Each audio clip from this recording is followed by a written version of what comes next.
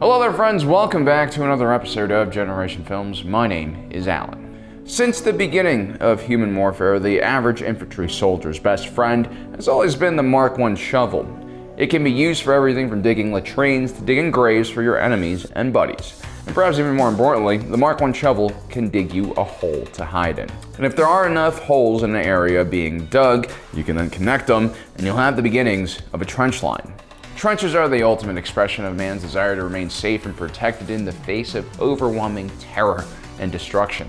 But the proliferation of trenches and fortifications generally also create landmine fields, pre-sighted artillery kill zones, overlapping fields of machine gun fire, and the use of other terrifying weapons like tanks, chemical weapons, and flamethrowers.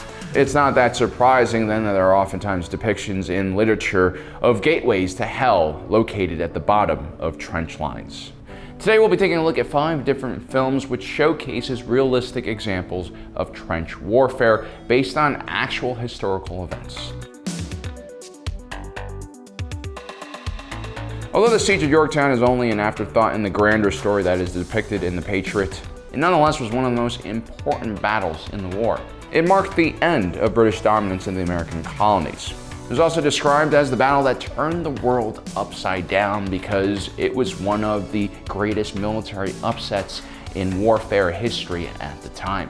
British forces under the command of Lord Cornwallis retreated to their defenses at Yorktown and were quickly surrounded on land by the Continental Army led by George Washington and a French blockade at sea. During the 3 weeks of battle, British forces would abandon our defenses to attacking colonial forces, who would then use engineers to turn British fortifications into assault trenches and artillery batteries. After suffering from constant bombardment from both land and sea, British forces would surrender on October 19, 1781, marking the end of all major land operations for the American Revolutionary War. I bet you didn't expect to see a film about the American Revolutionary War in a list about trench warfare. But it's a common misconception that trench warfare started in World War I. This is actually a tactic that's been used by European powers as early as the beginning of the 18th century, and it was also seen here in the United States. Less than a century after our own independence war, a second war was fought on American soil for the soul of this country. And at stake was whether our future economic growth would be tied to the enslavement of our fellow man. It was a horrific war. Weapons technology was continuing to advance, and we would see the adoption of repeating rifles and Gatling guns during this conflict, which inevitably led to the use of trench warfare on multiple occasions. The film Cold Mountain captures the brutality of Civil War-era trench warfare through its depiction of the Siege of Petersburg and the skirmish known as the Battle of the Crater. The Siege of Petersburg would feature the Army of the Potomac underneath the command of Ulysses S. Grant and the Army of North Virginia underneath the command of Robert E. Lee. The actual siege lasted 9 months, giving both sides ample time to prepare defensive trench lines. These are trenches that wouldn't look out of place on the western front of Europe during World War II. The only difference is these trenches seem to be a bit drier. After his experience at the Siege of Vicksburg, Grant decided that he didn't want to repeat the experience of a long siege as it hurt the morale of his men. And so instead he decides to task a Pennsylvania mining engineer to dig assault tunnels beneath the enemy lines and plant as much explosives as possible beneath the Confederate forces. What resulted was one of the largest explosions in history at the time. An entire section of the Confederate line would just disappear, and in its place was a 130-foot long, 60-foot wide, and 30-foot deep crater. Over 352 Confederates had been killed by the blast. But because of miscommunication, the Union forces that charged immediately after to take advantage of this explosion went straight into the crater where they were decimated by Confederate marksmen. This is one horrific battle in a war that killed over 620,000 Americans. That's more American lives lost than in World War I and World War II combined. There's never been a landscape closer to hell than the massive trench lines on the western front of World War I. It wasn't just about the barren landscapes devoid of foliage and full of artillery craters. It was more about the massive amounts of human suffering, disease, and death concentrated in one continuous line of destruction.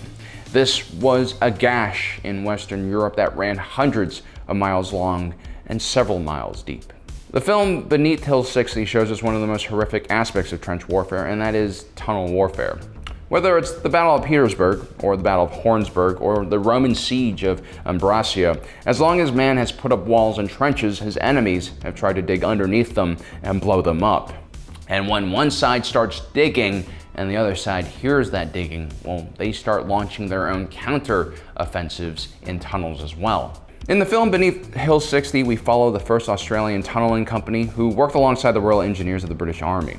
The unit was mainly made up of Australian miners, and their job was to dig one of the largest tunnel operations beneath German lines at the Ypres salient on the Western Front. Not only did they have to dig massive tunnels and try to keep a huge stockpile of ammonium nitrate dry and safe in those mines, they also had to deal with German miners equipped with grenades and pistols who would occasionally break through with their own counter tunnels. Sometimes the German miners would even try to cave in the Australian mines. Silence was key in this underground world, and the instruments of detection used by soldiers were stethoscopes and other hearing aids. Listening posts would be constructed in certain areas, while other miners would dig fake tunnels that were designed to ambush the ambushers. Introduce smart and capable human beings to a new battlefield, and they will quickly learn new ways to kill each other. Ultimately, the first Australian tunneling company would be responsible for detonating the Messines explosion. It was considered the largest man-made explosion at the time. The Western Front gets most of the attention when it comes to World War I. Then there's the traditional Eastern Front, where the Central Powers faced off against the Russians in a more fluid type of warfare. But at the southern tip of the Eastern Front, you also had the Ottoman Front, in which the Anzac, or the Australian New Zealand Army Corps, and the British faced off against the Turks during the Gallipoli campaign. The Water Diviner is another Russell Crowe drama about him fighting around the world. At this time, he's a grieving father looking for his son, who's either perished or been captured during the fighting on the Gallipoli Peninsula. We see many scenes throughout this movie, but we're not exactly sure which specific battle this was during this 10-month-long campaign. But the scenes here are quite reminiscent of the other fronts of World War I, but instead they take place on a rocky Mediterranean peninsula. Both the Ottomans and the Anzac forces have erected massive trench lines and charge and countercharge, leading to bloody hand-to-hand combat and massive casualties. The Anzac and British forces would eventually retreat from this campaign, which ended up killing 100,000 men.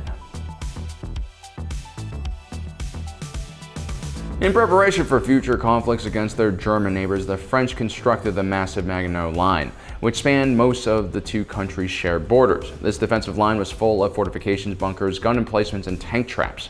It was designed to prevent the Germans from ever conducting an offensive in this area. And it worked brilliantly. Instead of Germany attacking France directly, they would just head north into Belgium and bypass the Maginot Line through the Ardennes Forest in 1940.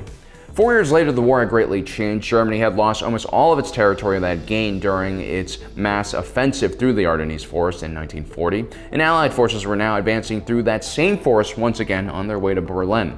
It was here that the Germans would launch one of their last successful counteroffensives. In the dead of winter, the Germans would initiate the Battle of the Bulge, an attempt to cut off the spear point of the Allied offensive from the rest of its body and destroy it. Amongst those who were encircled by German forces was the 101st Airborne and the very famous Easy Company. Easy Company had helped prevent German reinforcements from reaching the beach during D-Day. They had fought in the hedgerow country, along the causeways, and small quaint French towns of Normandy. Easy Company had taken part in the disastrous Operation Market Garden's airborne operations. And now at the vital crossroads of Bastogne, Easy Company would once again have to hold the line against encroaching German forces. The temperature during this period of time was so cold that digging trenches was nearly impossible, and so the men of Easy Company did their best to prepare fighting holes for the inevitable German attack. In total, American forces in the area numbered around 11,000. Facing them were 54,000 German soldiers, including the elite SS Panzer Corps. Easy Company, being an airborne unit, lacked heavy weapons, and for the most part relied on small arms and mortars. The foxholes they dug were the only things that protected them from their heavily equipped enemies.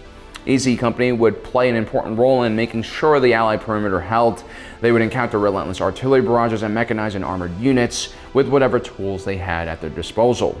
Easy Company and the rest of American forces would hold out for 5 days before finally Patton and the Third Army broke through the German lines and relieved the men at Bastogne. So there you have it, guys. Those are 5 different examples of trench warfare in film, and it showcases a variety of what trench warfare can look like.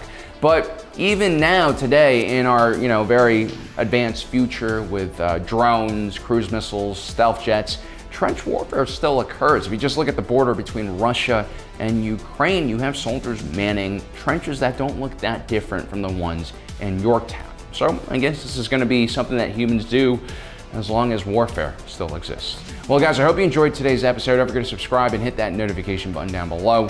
My name is Alan, reminding you that life is a movie and you are the protagonist.